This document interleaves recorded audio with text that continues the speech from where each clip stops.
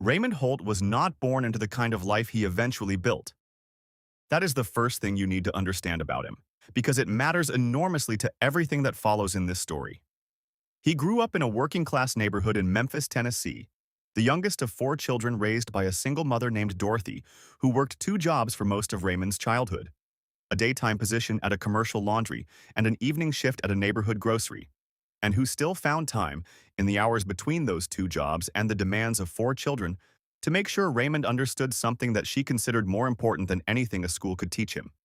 She told him that the distance between where you started and where you ended up was almost entirely a matter of what you were willing to endure on the way there. Raymond Holt took that lesson and carried it with him through every stage of his life with the specific tenacity of a person who has decided that a piece of wisdom offered at the right moment is worth more than any formal education. He was not the most naturally gifted student in his school. He was not the most socially fluent young man in his neighborhood. What he was, by every account from people who knew him in those early years, was ferociously, almost frighteningly determined. He worked part-time jobs through high school. He attended a state university on a combination of academic assistance and money he had saved himself. He studied business and logistics and graduated without fanfare and without debt, which, in his estimation at the time, was the only form of victory that mattered at that stage of his life. His first years in the working world were unremarkable by the standards of people who measure success in dramatic leaps. Raymond measured it differently. He measured it in the incremental accumulation of knowledge and capital and reputation that he understood, from watching his mother navigate a world that was rarely fair to people who looked like her or came from where she came from, was the only reliable path for someone without a safety net. He worked for a regional freight company for 7 years, learning the mechanics of logistics from the inside out: how goods moved, where the inefficiencies were, what the gaps in the market looked like when you paid close enough attention for long enough. By the time he was 32, he had saved enough to purchase a single second-hand truck and establish a one-man delivery operation that he ran out of a small rented office in a commercial district outside Memphis. It was not impressive on the surface. Raymond was not interested in surfaces. He was interested in foundations. And the foundation he was laying in those early years of Raymond Holt. Logistics was one built on a reputation for reliability so consistent and so complete that the clients who used him once almost invariably used him again, and the ones who used him repeatedly began to tell other people.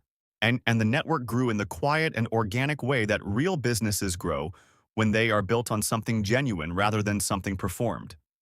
By his late 30s, Raymond Holt Logistics had contracts across 6 southeastern states and a staff of 43 people, many of whom had been with him since the early years, and several of whom he had personally recruited from situations not unlike the one he himself had started from. By his mid-40s, the company had expanded nationally. By 50, Raymond Holt was, by any reasonable measure, one of the wealthiest individuals in Tennessee, a man whose name appeared on lists that his mother had never imagined would include anyone from their neighborhood, and whose fortune had crossed a threshold that very few people ever cross. The threshold where money stops being something you pursue and becomes something that pursues you. He had more than he could spend in this lifetime. He had more than his children's children could reasonably spend. And he had arrived at that place to find, as many self-made people discover when the pursuit finally pauses long enough for them to look around, that the arrival felt almost nothing like he had spent 30 years imagining it would feel. The view from the peak was extraordinary. The air at the peak was very thin. And he had been breathing it alone for longer than he was entirely comfortable admitting. Diane Castleberry came into Raymond's life at a charity gala in Nashville when Raymond was 41 and she was 34.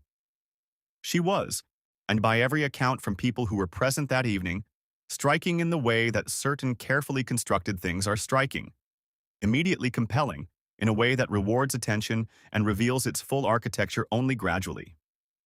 She had grown up in a comfortable family in Baton Rouge, Louisiana, the daughter of a semi-retired attorney and a woman who sat on the boards of several local cultural institutions.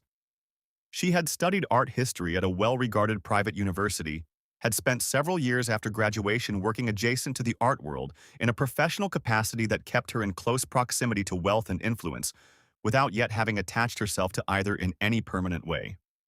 People who knew Diane in those years before Raymond described her variously as charming, quick, socially perceptive, and possessed of an almost architectural understanding of rooms, of who in any given gathering was the most important person, of how to position herself in relation to that person, of how to make that positioning feel entirely natural and unrehearsed. These are not, in themselves, negative qualities. They are the qualities of someone who has learned to navigate social environments skillfully, and there are worse things a person can be. The question that Raymond would eventually find himself unable to avoid was simpler and more uncomfortable than any of that. Were those skills being deployed in service of genuine feeling, or in service of something else entirely? They met formally at the gala, were introduced by a mutual acquaintance, and spoke for 40 minutes in a conversation that Raymond later described to a close friend as the most engaged he had felt in a social setting in years. He was not wrong that something real happened in that conversation. The more complicated question, which would not fully present itself until much later, was what each of them understood that something real to mean. They began seeing each other regularly within weeks of that first meeting. Diane moved in the same elevated social circles that Raymond's success had made available to him, but that he had never entirely learned to navigate with the ease she showed. She was, in the years that followed, a genuine asset in that world, gracious at dinners, knowledgeable at cultural events, a fluent in the particular language of philanthropic circles that Raymond found both necessary and faintly exhausting. They married 14 months after the gala.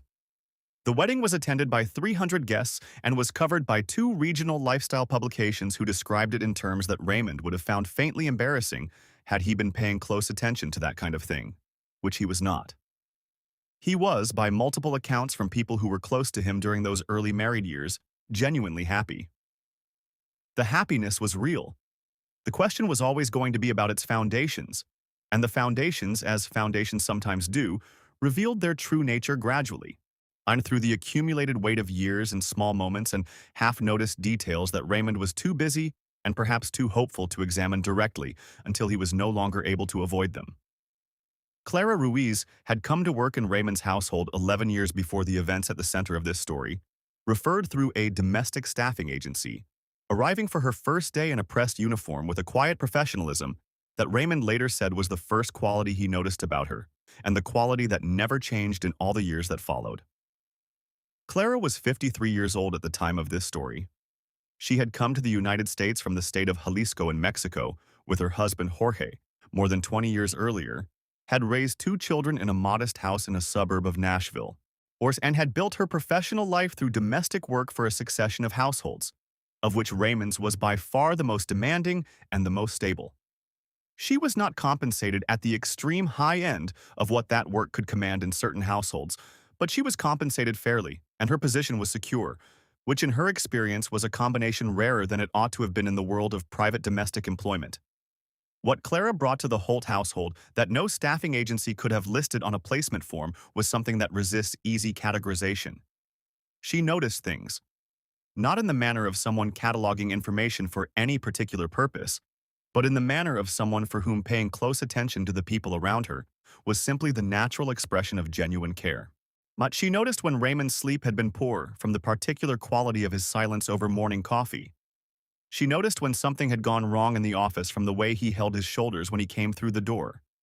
She noticed the shifts in the atmosphere between Raymond and Diane, the specific texture of a room that has recently held a difficult conversation, the way two people can be in the same space and be separated by something invisible and entirely real.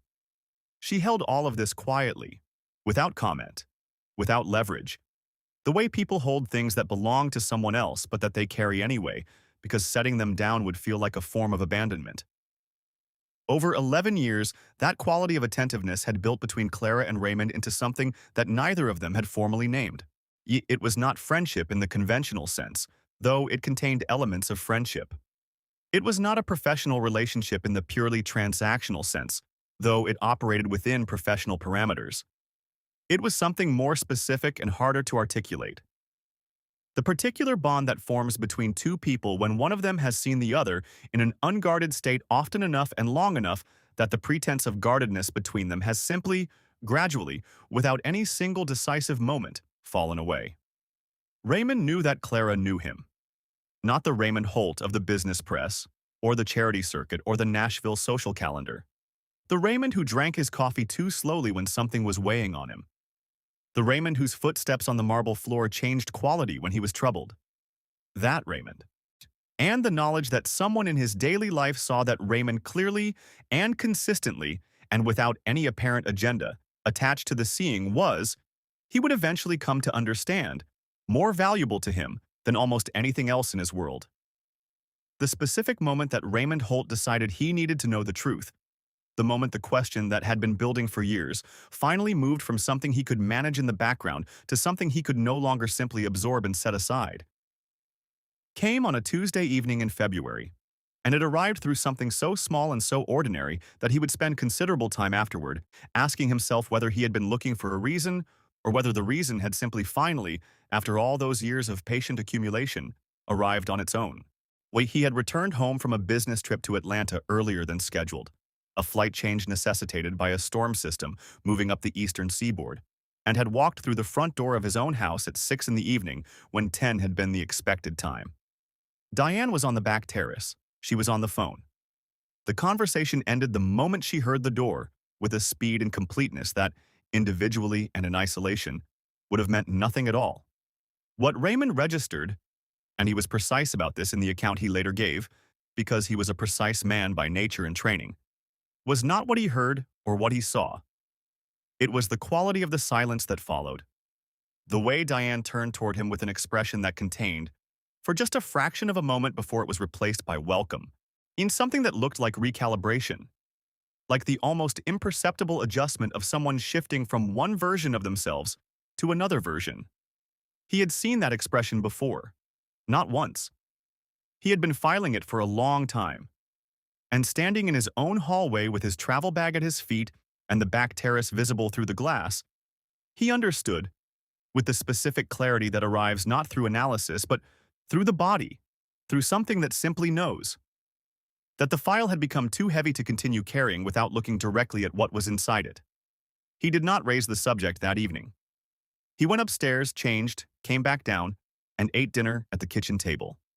The dinner had not been planned, Diane had not expected him, and the household was not organized around his presence that evening. Clara had seen his car in the driveway when she was finishing her own work for the day, and had, without being asked and without ceremony, produced a meal. Raymond ate it and thought about the fact that this was the third or perhaps fourth time in the past year that Clara had done something like this, had noticed something, had responded to it, had taken care of something without being directed to, in the quiet and entirely unremarked way of someone for whom care is not a performance but simply a practice. He sat at the kitchen table for a long time after the meal, and by the time he went to bed that night, the outline of the plan that would consume the next several months of his life had already begun to take shape in the methodical, logistics-trained portion of his mind that was always, at some level, working on the problem in front of it. Raymond Holt was, above every other quality that defined him professionally, a systems thinker. He understood how to move things from one state to another without attracting attention. He understood that the integrity of any operation depended entirely on the integrity of the information that the relevant parties believed to be true. And he understood from a lifetime of building something real in a world full of people who preferred the appearance of real things to the real things themselves, that the only reliable test of anything is to remove the incentive to perform and observe what remains. The plan he began constructing was, at its core, an application of that principle to the most personal question of his life. He needed to remove himself, not permanently, not legally, but completely enough, and for long enough, that the people in his world would have no reason to perform for him because they would genuinely believe there was no longer a him to perform for. He called Gerald Watkins, his attorney of 16 years, on a Saturday morning. Gerald was a man of considerable legal intelligence and almost complete personal loyalty, two qualities that Raymond had tested separately on multiple occasions across their long professional relationship and found consistently reliable. Raymond told him what he was considering. Gerald's immediate response was that it was legally complex, potentially exposing in ways that could follow Raymond for the rest of his professional life, and almost certainly the most reckless idea that a man of Raymond's intelligence had ever brought to him across 16 years of reckless ideas. Then Gerald asked what he needed him to do. Together, over the course of approximately 6 weeks of careful and private planning that involved Gerald, Raymond, and a third individual whose background was in private security and personal risk management, and who had navigated situations of comparable complexity for other clients under conditions of complete discretion, they constructed the mechanics of a disappearance. The staged incident would involve Raymond's boat, a 62-foot vessel he kept at a marina 40 minutes from the house, a possession he had purchased as an expression of the life he had imagined wealth would provide, and that Diane had boarded exactly 3 times in 5 years of marriage. The scenario they developed was designed to appear entirely consistent with an accident at sea. The boat would be found adrift. Personal effects would be recovered in a manner consistent with a man who had gone overboard. No body would be recovered, which in open water is not in itself unusual or suspicious, and which would leave the official determination appropriately inconclusive. Raymond would relocate immediately to a property held under a corporate structure entirely separate from the Holt family trust, in a small coastal town in South Carolina, in a name that Gerald had established through entirely legitimate legal channels. He would observe what happened in his household and his marriage from a distance, through a combination of trusted individuals who would serve as proxies within the Holt world, and through the kind of careful monitoring that a man with Raymond's resources could arrange without leaving obvious tracks. He gave himself 90 days. 90 days to watch. 90 days to learn what the people in his life looked like when they had no reason to be anything other than exactly who they were.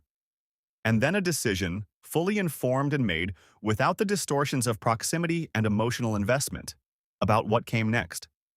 The morning before the staged incident was the last ordinary morning of Raymond Holt's first life, and he moved through it with the particular heightened awareness of someone experiencing something for what may be the final time in a particular form. He rose at his normal hour. He came downstairs. Clara was already in the kitchen, as she always was, and his coffee appeared at 7:15 in the manner it had appeared every morning for 11 years. Cup placed slightly to the right of where the newspaper would arrive. Small dish of sliced fruit beside it. No commentary, no flourish, no requirement that he acknowledge the precision with which his preferences had been memorized and honored. He sat with that cup of coffee longer than he normally did. Clara moved through the kitchen around him in the way she always moved, which was to say efficiently and without intrusion, attending to the morning's requirements with the focused quiet of someone who had long since made peace with the fact that the most valuable work is often the work that nobody notices precisely because it is done so well. He looked at the dish of fruit. He thought about the fact that nobody had ever asked for that fruit. He thought about the morning, years ago, when it had simply appeared, and about the fact that it had appeared every morning since without a word ever being exchanged about it. Clara paused once, briefly, and looked at him. Not intrusively, not with any apparent agenda, just with the attentiveness that was simply her nature. And he told her the coffee was good. She told him it was the same coffee it always was. He nodded, and he thought, with a clarity that surprised him, that it was the most honest exchange he had had in his own home in longer than he was comfortable measuring. He said goodbye to Diane at 8:30. She was preparing for a lunch engagement, dressed with the precision that she always brought to her public appearances, already oriented toward the day ahead of her. He told her he was taking the boat out.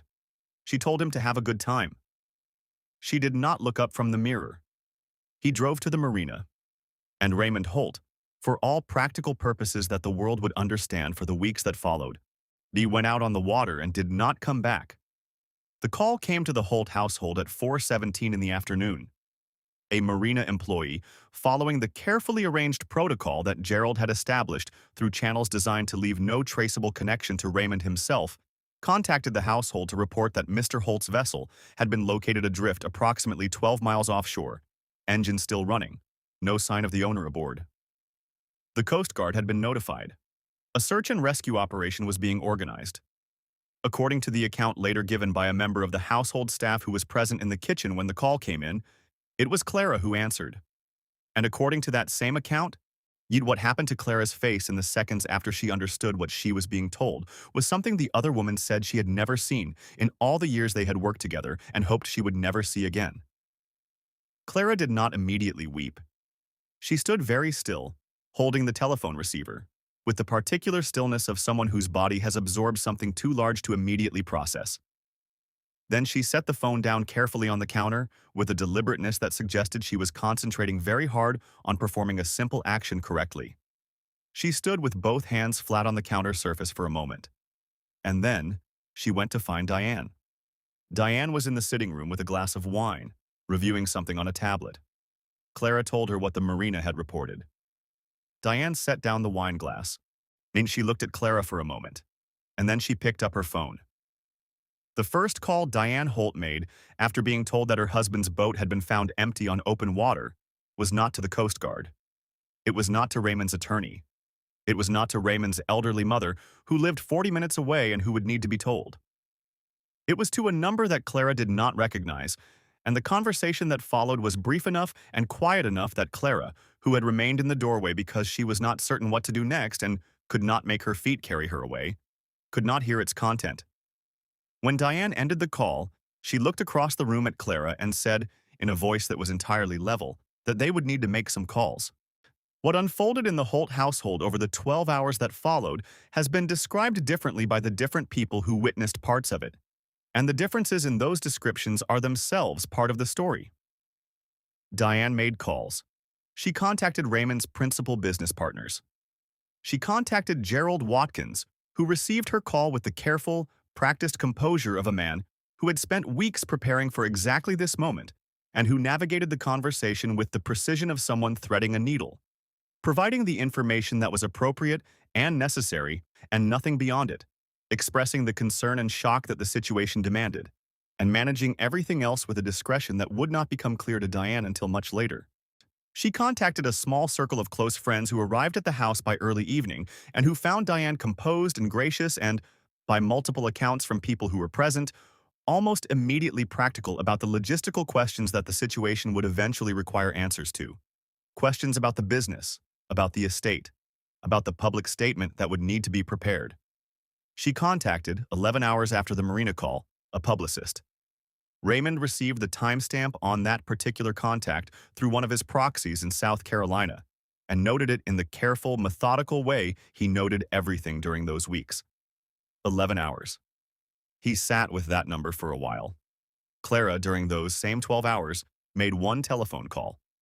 She called her husband Jorge, who arrived at the house within 40 minutes of the call and sat with her in the kitchen. Not in the sitting room where Diane's friends were gathering, not in any of the formal rooms of the house, but in the kitchen, which was Clara's room in the way that spaces become rooms belonging to the people who care for them most completely. And Clara wept. Not for the record, not in any visible or public dimension of that evening.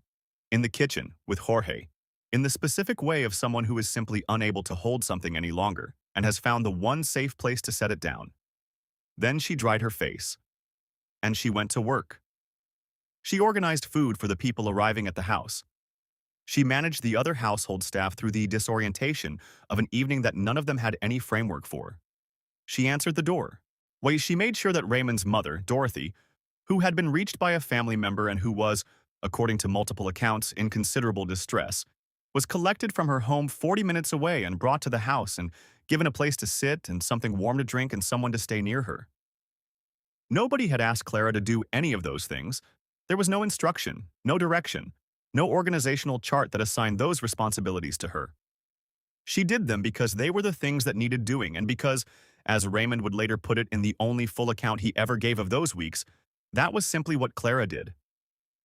She took care of the things that required caring for, whether or not she was being observed, and whether or not the person for whom she was really doing all of it would ever know.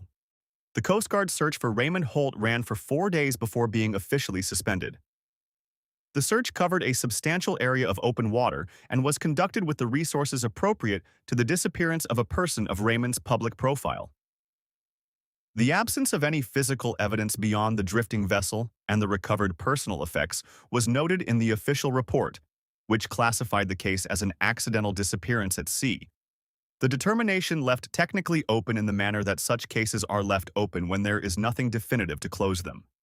The business press covered the story with the particular mixture of genuine shock and careful speculation that attends the sudden disappearance of a significant commercial figure. Regional and national outlets ran pieces on Raymond Holt logistics and the question of what the company's future looked like in the absence of its founder. Gerald Watkins issued a brief statement on behalf of the family, expressing hope and requesting privacy. Diane gave a brief statement outside the house on the third day following the Marina call. She was, by every account, immaculately presented. She was measured and visibly emotional in what multiple observers described as exactly the proportions the moment demanded. Several people who watched that statement later described it as genuinely moving. Raymond watched it from a rented house in South Carolina on a laptop computer. He watched it 3 times. He was trying to read something that the statement itself was not designed to be read. He was not certain what he was looking for. He was beginning to understand, in the slow and uncomfortable way that comfortable certainties dissolve when you apply the pressure of evidence to them, that the answer to the question that had driven him to this point was not going to be as clean as he had imagined when he had first conceived the plan from inside the certainty of his own suspicion. The reports reaching Raymond from his proxies during those first weeks were detailed and in certain respects deeply disorienting. Not because they immediately confirmed the worst of what he had suspected, but because they presented a picture of far greater complexity than simple suspicion had prepared him to receive. On one side of the accounting he was keeping in his mind, there were behaviors from Diane that gave him pause. Conversations with individuals whose connection to the Holt household was not immediately apparent from the outside. Questions directed to Gerald about the structure and administration of the estate that went considerably beyond what grief in its early stages would naturally prompt a surviving spouse to ask, and a meeting, in the third week following the Marina call, with a financial advisor Raymond did not recognize and had not been informed of, at a location away from the house, for a duration that Gerald's proxy characterized as unhurried. None of these things were, individually, conclusive. Raymond was careful to remind himself of that. He was a man who had built a company on the discipline of not acting on incomplete information. He held what he was seeing, and he continued watching. On the other side of the accounting was Clara, who had taken it upon herself in those weeks, entirely outside the boundaries of her professional role, entirely on her own time, with no instruction from anyone and no awareness that it was being observed, to visit Raymond's mother Dorothy every single day. She drove 40 minutes each way, after her work at the house was finished, to sit with an elderly woman who was frightened and disoriented by the loss of a son she had spent her entire life watching build something from nothing. According to Raymond's proxy, who was aware of these visits, Clara would arrive, sit with Dorothy, make tea, look at photographs if Dorothy wanted to look at photographs, or simply sit in quiet company if Dorothy did not feel like talking. She stayed for an hour each time. She drove home. She came back the next day. But she had not told anyone she was doing this. It appeared in Raymond's report as a notation, almost an aside, from a proxy who had encountered the information incidentally. Raymond read that notation. He read it again. And he set the report down and looked out at the water for a long time.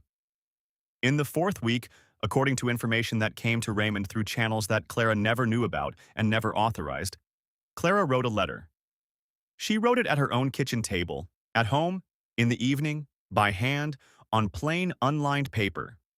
She addressed it to Raymond Holt directly, in the present tense, as though she was not yet ready to accept that the present tense had been revoked. The letter was personal in the specific way that things written for no audience ever are. Unguarded, unedited, unconcerned with how it would land because there was no landing planned for it. She wrote about the 11 years. She wrote about the coffee and the small dish of fruit, and the sound of his footsteps on the marble floor, and the specific quality of his silence on mornings when something was weighing on him.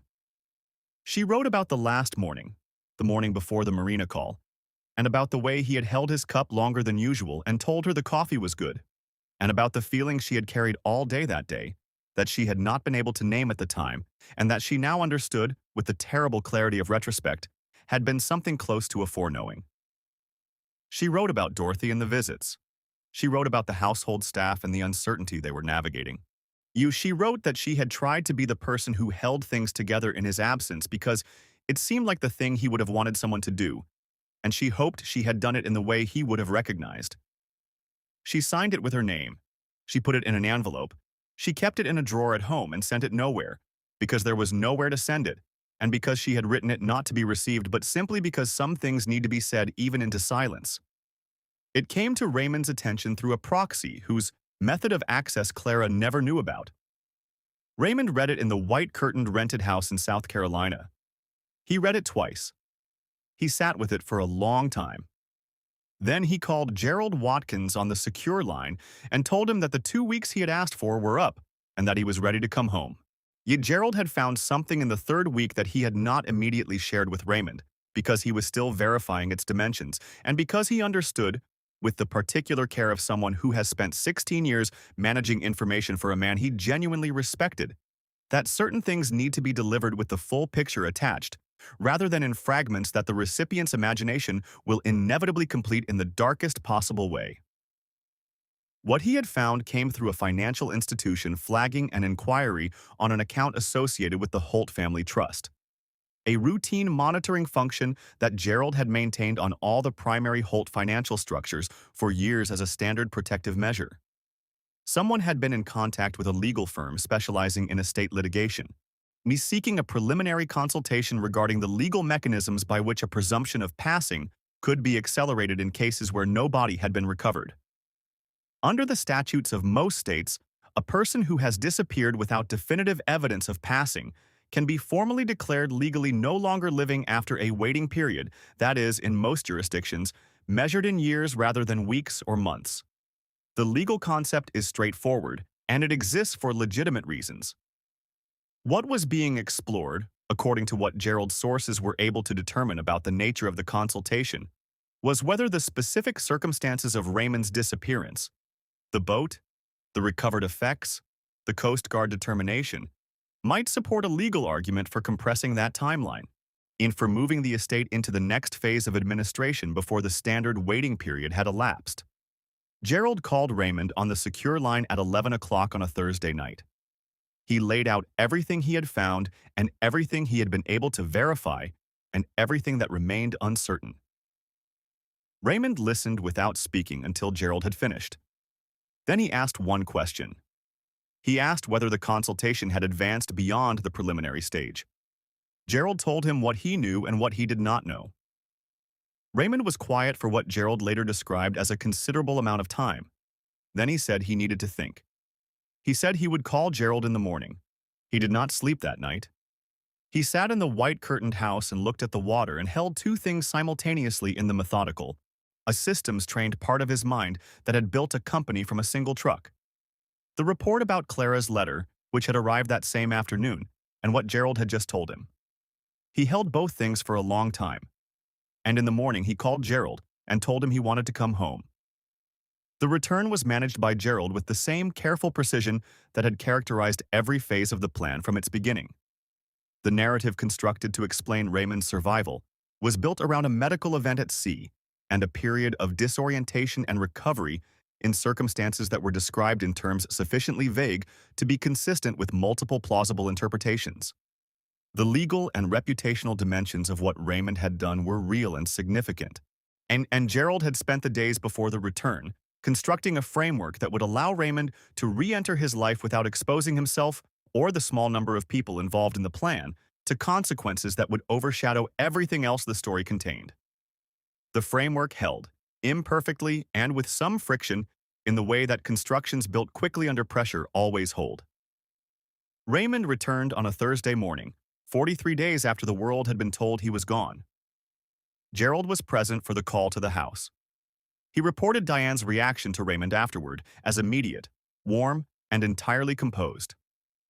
Raymond asked Gerald to say the last word again. Gerald said it again. Composed. Raymond thanked him and ended the call.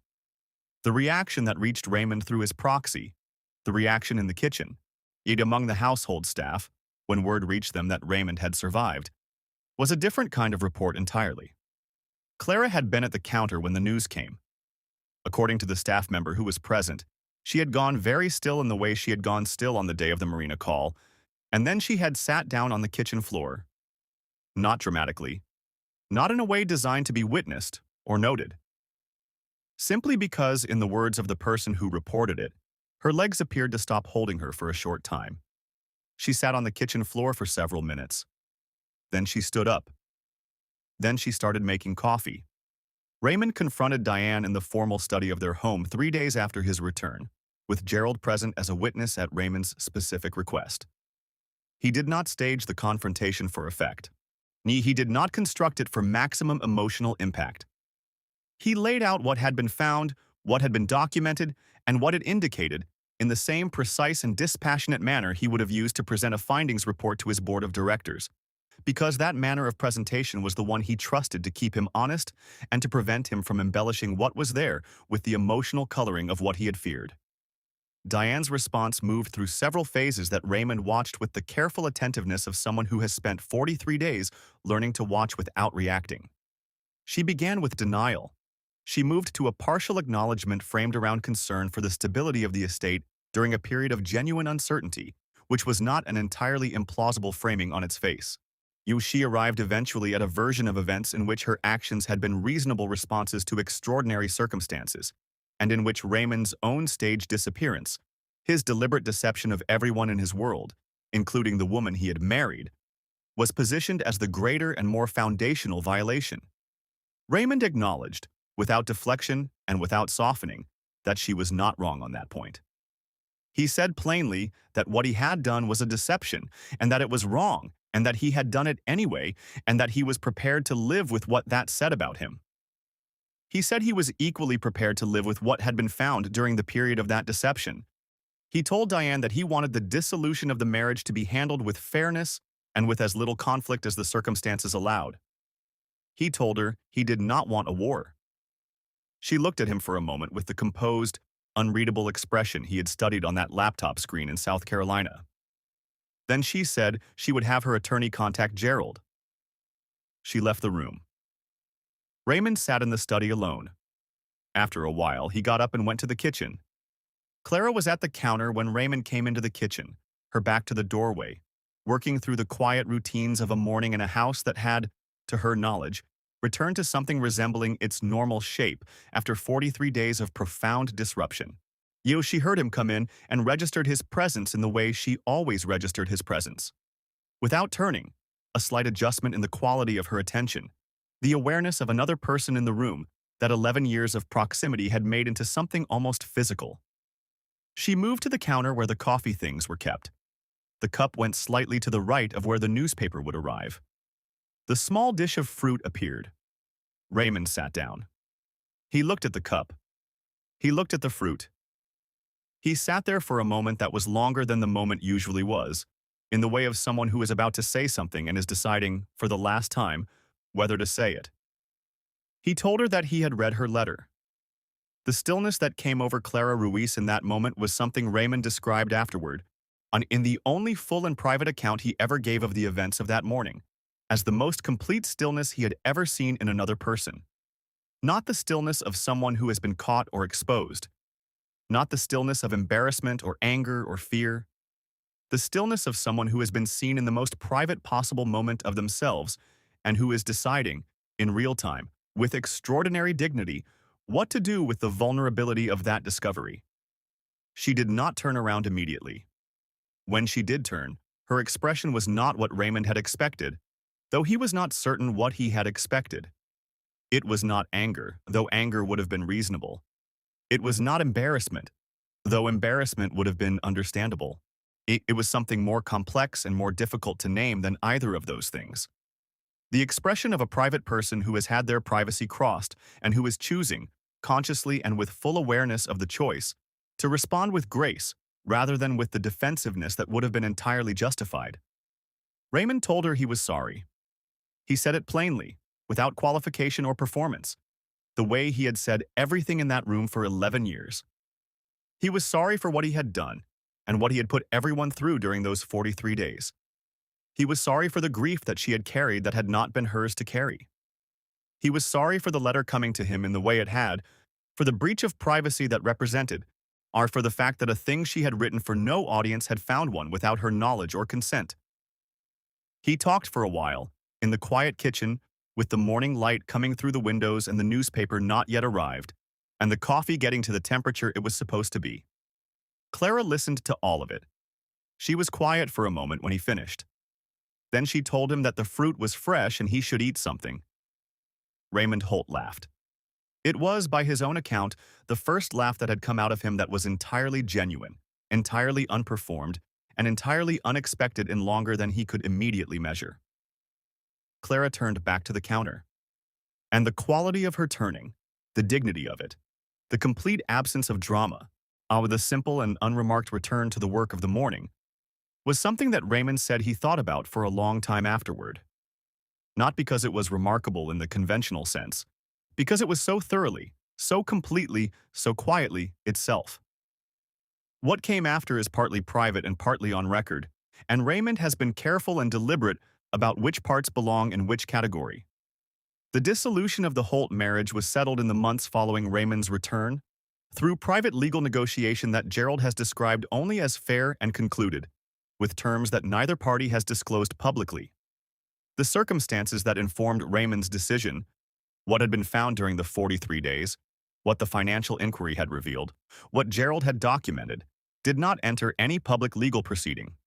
Raymond returned to active leadership of Raymond Holt Logistics within approximately 6 months of his return, having used the intervening period to make structural changes to the company's governance that distributed certain decision-making authorities more broadly across the senior leadership team, and reduced the degree to which the company's operation depended on Raymond's own direct and constant involvement.